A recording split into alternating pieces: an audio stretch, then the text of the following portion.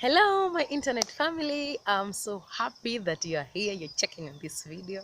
And guys, I'm so happy to be doing this video today about, I just woke up and I felt I'm happy. And so I decided to do a happiness video about friendship. How to make people like you. Guys, if you're new in this channel, kindly hit the subscribe button below, the red subscribe button, hit it.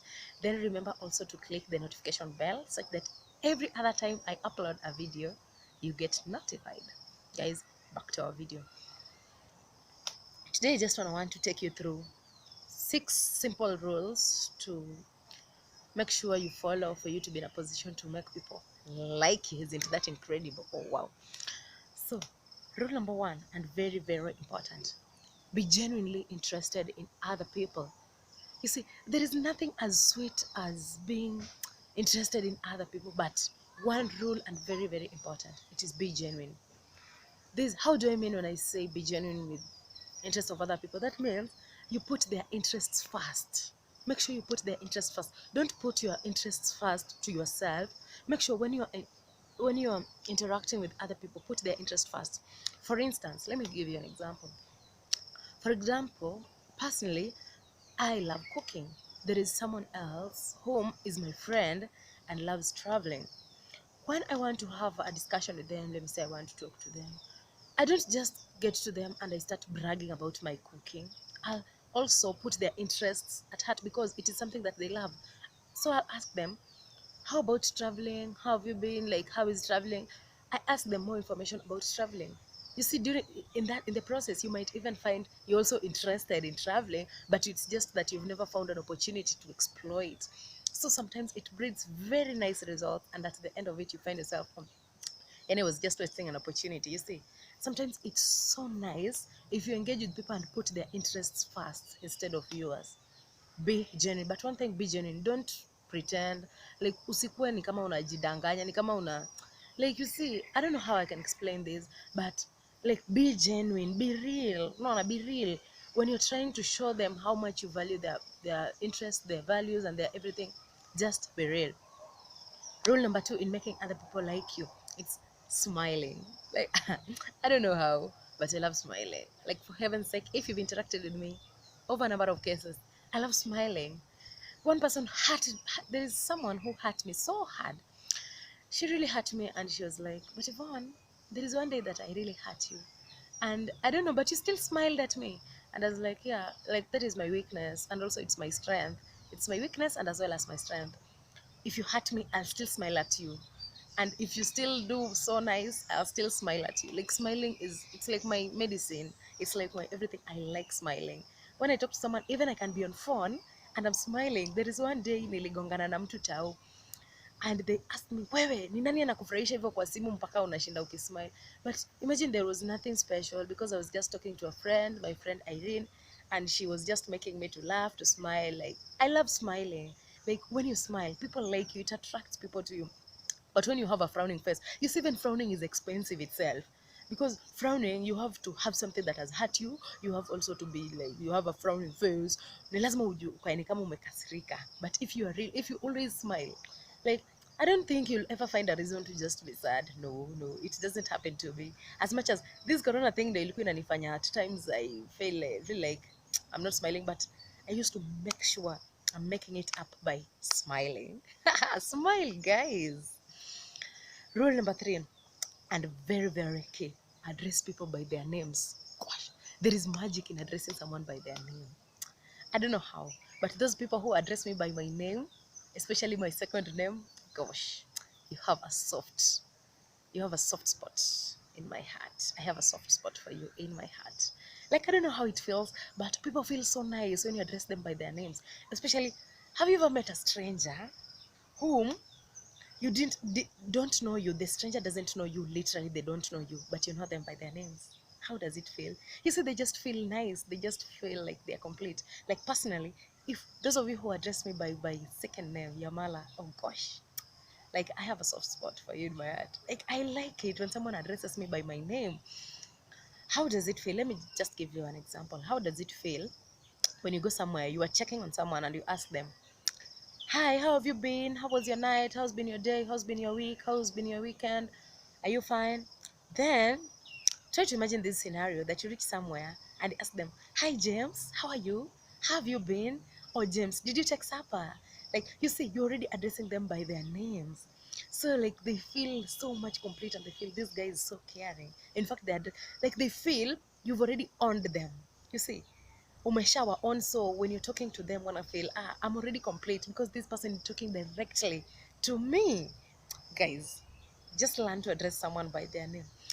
I love PLO the way he speaks, because in every other time that he makes his speeches, he usually talks of, if he's trying to call you, he'll call you by your three names, if not two. If you have three names, he'll address you by your three names. For example, when he used to call this guy John Pombe Magufuli, you see some other people just say Magufuli, some other people say John Pombe, some other, but as for himself, he says John Pombe Magufuli. You see, it's already three names, like your full name, so you can't be confused ati anaita nani Magufuli, labda kuna mtu mwingine anaitwa Magufuli. No, it doesn't happen that way. He addresses people by both their names.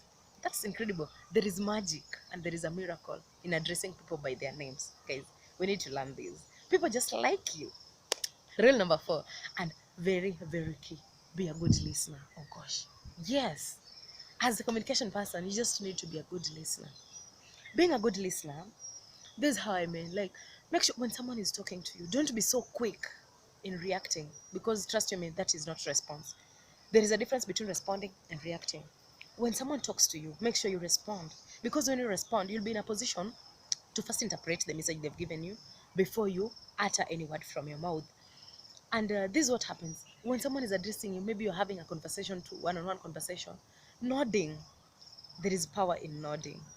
Have you ever had a conversation, just a private conversation with someone, maybe of a senior most position, or someone that you respect, or someone like not a friend that huwa mnacheka cheka naye, just someone senior. Then they're talking to you and you're nodding. Do you know how it means to them? It means this person is a good listener. They can't easily judge you. See, when you look at someone, when you meet someone for the first time, listen to what is coming from their heart.